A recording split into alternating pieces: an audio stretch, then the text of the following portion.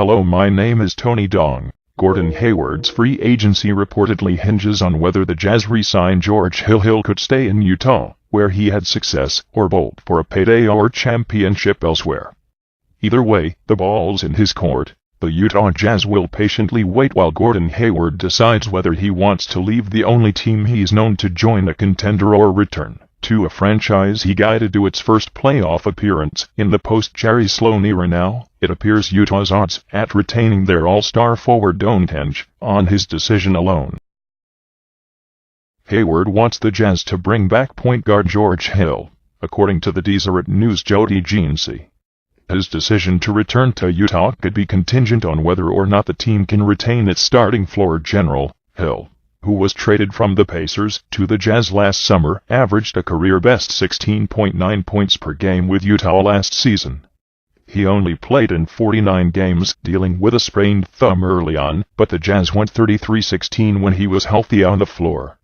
They finished the regular season 51-31, losing the tiebreaker to the Los Angeles Clippers to fall to the Western Conference's 5th seed. Hill has played at least 70 games in 6 of his 9 seasons, and played 50 games in the lockout-shortened 2011-12 season. It is fully conceivable the Jazz could have had a much better record had Hill played a full 82-game season. Cap breakdown: the 2017-18 salary cap is currently projected to reach $99 million, though that number is tentative and subject to change. The Jazz currently have just over $63 million committed in guaranteed salaries for next season. That doesn't include, however, the max contract starting at $29.7 million they'll have to offer Gordon Hayward, nor the $4.3 million cap hold on their room mid-level exception, the hold on Joe Ingles or Boris Diaw's $7.5 million contract that fully guarantees on July 15. It's safe to say Utah has some decisions to make this summer.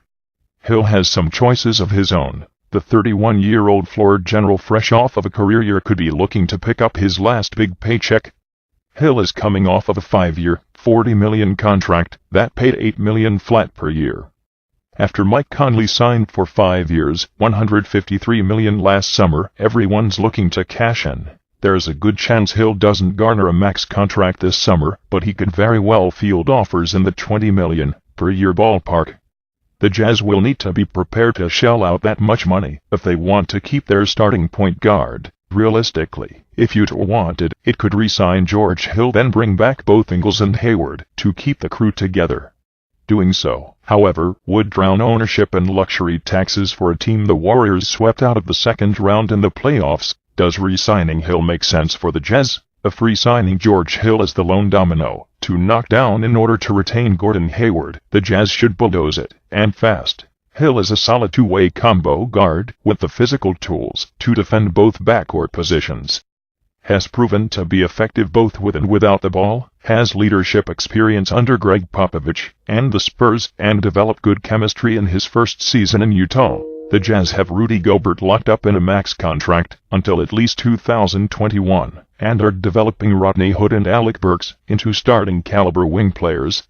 If they bring the same team back, continue to develop their players, and improve via trade or small free agent signings, Utah could conceivably be the West's number 4 seed next season. Does re-signing with Utah make sense for Hill? That depends on what the other offers are.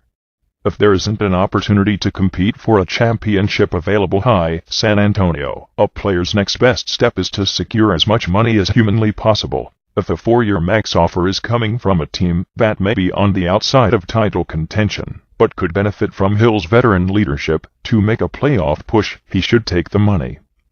But if the difference in cash isn't much more than what he'd get from the Jazz, Hill should stay where he's had success. Hill's a player whose versatile skill undervalued much of his career. He seems to have found a home in Utah, but Hill should get assurances from all parties involved that Hayward will re-sign. If he does, while it would free up more money for the Jazz to throw at him, it would make no sense for Hill to stay in Utah. If Hayward bolts town, probability Hill re-signs with the Jazz. The Jazz are in an awkward scenario. They can offer Hayward more money than any other team, and are coming off of the most successful season in recent history. But their star player is threatening to leave for a contender. be it Boston, or potentially Miami, and wants their starting point guard re-signed if he's going to consider staying. What matters here is Hayward wants to compete for a championship, and the Jazz, with the same pieces they had last season, aren't close to competing against Golden State, San Antonio, or Houston's new all-star backcourt.